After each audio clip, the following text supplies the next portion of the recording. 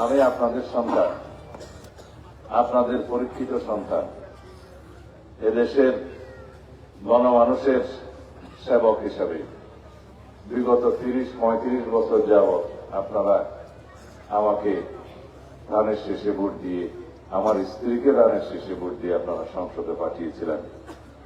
এদেশের মানুষের সেবা করার চেষ্টা করেছি, এদেশের মাটির এলাকার উন্নয়নের চেষ্টা করেছি, এদেশের দ্বীনি প্রতিষ্ঠানের দ্বীনের খেদমত করার চেষ্টা করেছি।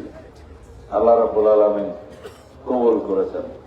আমাকে হত্যার উদ্দেশ্যে ফ্যাসিস্ট শেখ হাসিনা গুম করেছিলেন এবং আমাকে জবরদস্তিমূলকভাবে ভারতে পাচার করে দিয়েছিলেন। আপনারা জানেন, আপনারা দোয়া করেছিলেন আমার জন্য, নামাজ পড়ে রোজা রেখে আল্লাহর দরবারে প্রার্থনা করেছিলেন আমার হায়াতের জন্য। আল্লাহ কবুল করেছেন, আমি জীবিত আছি।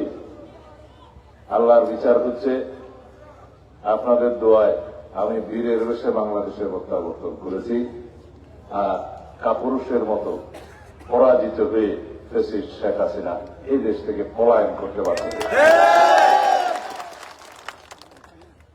এটাই হচ্ছে আল্লাহর বিচার। আল্লাহর দরবারে বিচার ছিল, ফয়সালা ছিল। আমরা হয়তো কিভাবে কি হবে সেটা জানতাম না, কিন্তু এইটুকু অনুমান করতে পারতাম ফ্যাসিবাদের পতন হবে, নির্মম পতন হবে, নিষ্ঠুর পন্থায় পতন হবে। হয়েছে ইনশাআল্লাহ।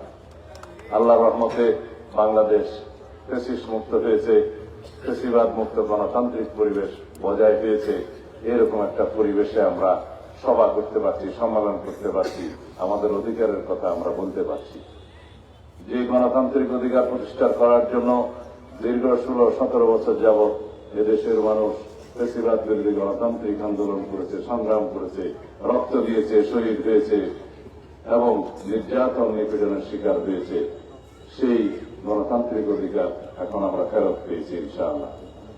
সেই অধিকার হচ্ছে নির্বিঘ্নে মুক্ত পরিবেশে, স্বাধীনভাবে উৎসবমুখর পরিবেশে ভোটাধিকার প্রয়োগ করার স্বাধীনতা, সেটা আমরা ফেরত পেয়েছি। কিন্তু আমরা এই ভোটাধিকার প্রয়োগের জন্য অপেক্ষা করতে হবে আরো 1-1.5 মাস।